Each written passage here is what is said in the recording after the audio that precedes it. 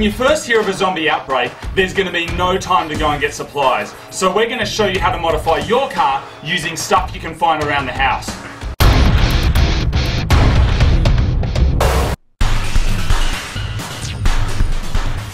A sports car would be our usual choice on Mighty Car Mods because they're fast and great for morale, but they can't go off-road and they have limited storage.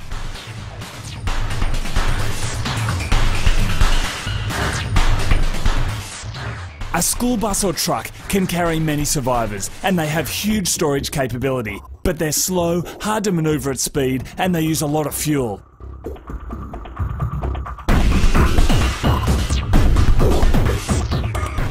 Tanks are like a moving fortress and they're all-terrain, but they're also hard to come by, difficult to drive and have limited space.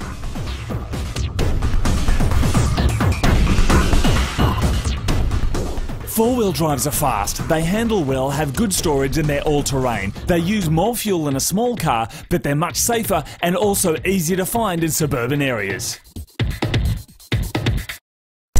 Today we're going to be showing you how to zombie-proof your car. We're going to be working on a 1987 Nissan Pathfinder four-wheel drive. Now some of the benefits of using a car like this is you've got good ride height, you've got simple mechanicals, a carby engine so you're not going to break down. Now there's also heaps of space in the back which you're going to need for supplies and weapons, but the first thing we need to do is stealth the car up by blacking it out, and then we need to armour up the windows so the undead can't eat your brain.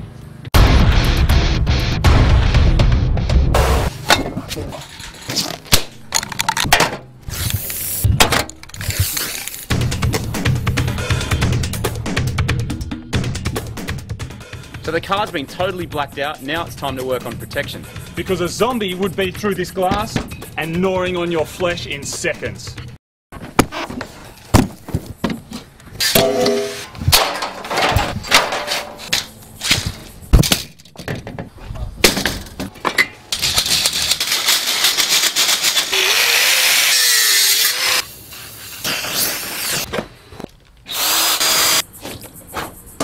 So when the zombies invade, it's probably safer to go mobile. We're not going to be needing this front door on our house anymore, so it's going on our car.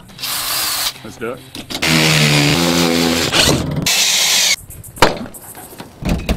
So there is nothing getting through there.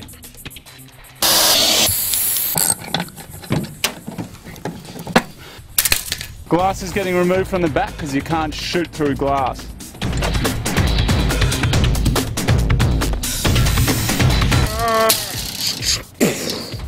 Okay, so as much as you want to protect your car from the undead, you also need some access points where you can get your weapons out. Sometimes you're going to need to grab zombies, you might want their clothing, you might just want to kill them for the fun of it. We're going to be covering that in the entertainment section, but you do need some points in the car where you can get your weapons in and out.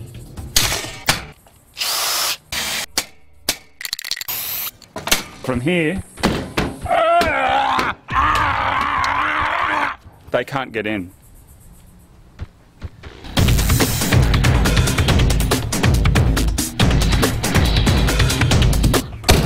Okay, so we fortified the car and there's protection over all the windows. Is there anything else we need to look into now? Well, when you're escaping a city as such as Sydney, you've got 4 million people here, you're looking at probably 3/4 of those turning into zombies. So you're going to be surrounded by these zombies, you're going to have to push through them. We're going to have to reinforce the bumper so we can just smash our way through the hordes of the undead. Now when you say smash your way through, are we talking about kind of 80 k's an hour here, or is the idea to go slow? You can go 80 k, but you'll have body parts and limbs flying everywhere. Yeah. You don't want to go, you just kind of want to push through them. They're not going to get through this stuff in a hurry, so you can take your time. Okay, so the trick now is to make sure the front of the car is fortified enough so we can plough through the undead.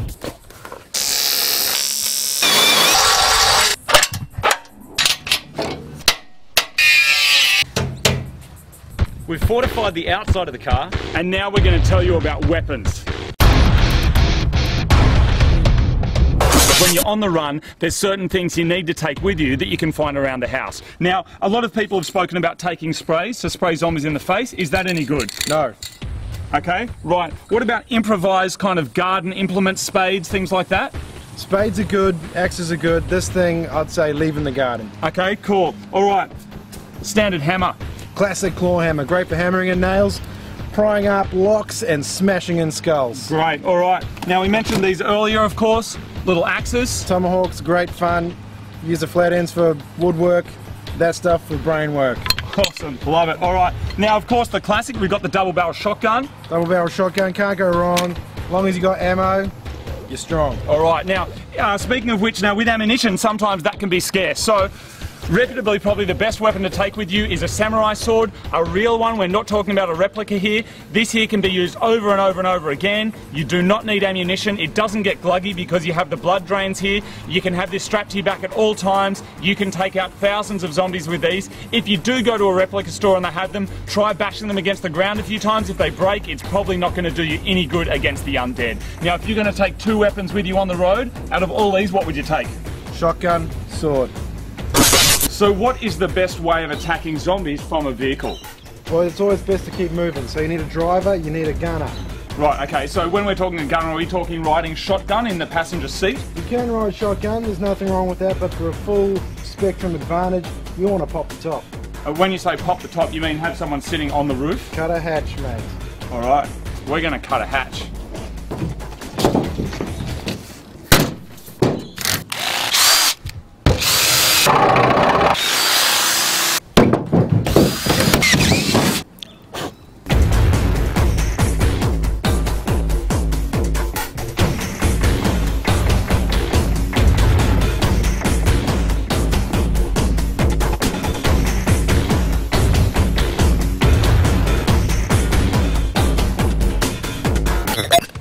Now the advantages of a turret, of course, is look at the height. They can't even reach it. They're behind you here. Oh no, they're not. Boom!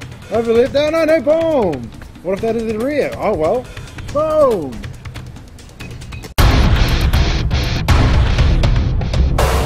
Obviously, communications are vital for your survival and anyone travelling with you. So can we talk about that a little bit? Sure. When the zombie plague hits, all forms of communication we're used to, cell phones, internet, they're all going to be gone within a matter of days. CB radio, that's the way to go. Pick it up off a dead cop, get to a technology store, get some UHF stuff going. Awesome, UHF it is. Now, the thing is, every now and then if you're travelling with someone, they can cover you from the turret in the car, and then you can use your comms to go and get supplies like fuel or food. You need to stay in contact, and it's also a good idea to have massive antennas on your car because you may be able to pick up signals from other survivors.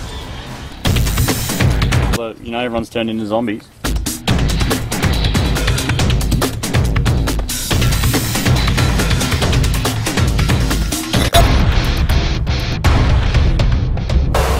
We're now going to teach you some survival basics to keep you on the move and alive. Now make sure you've got heaps of spares. Spare tyre, spare fuel, lots of tools to keep your car going, as well as a squeegee to clean the zombie guts off your windows. Sometimes Molotov cocktails go wrong, make sure you've got a fire extinguisher. Now water is something that you need to survive, so when you find a fresh source of water, make sure you've got containers to fill up because you're going to need it. Always make sure you carry a ladder on top of your four-wheel drive. You can pull up next to a shop, go up through the hatch and break into a shop without setting foot on the ground. Now later on we're going to discuss quickly books that teach you how to distill urine, and also some books which teach you how to farm food from your own body.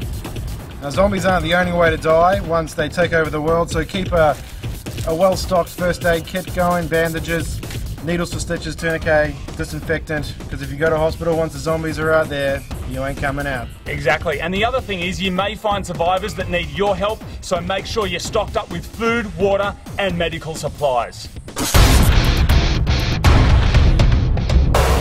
If you want to survive the zombie apocalypse, then you need knowledge. Knowledge is power, and power means you get to keep your brain. These are some books that you must read. The first one is How to Build a Power Generator. This one was featured on the MacGyver Show. He sold millions of copies, and therefore you can get second-hand copies easily.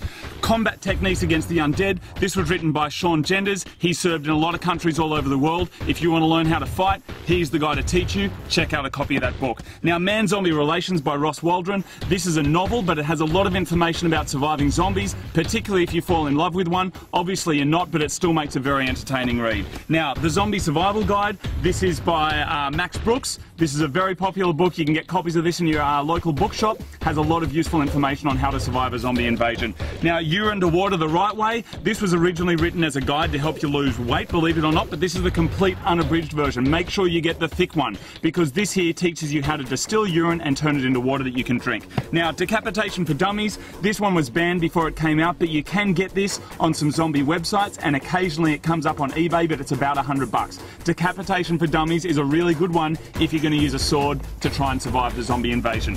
Now the last thing is to stay mentally sharp. The way you can do that is playing Call of Duty. Black Ops has got a zombie mode on it. The previous version, World at War, also had a zombie mode on it. This teaches you a variety of different weapons, how to kill zombies, and how to survive in a harsh terrain. It is definitely worth checking that out. Remember people, knowledge is power. Use your brain or lose your brain, literally.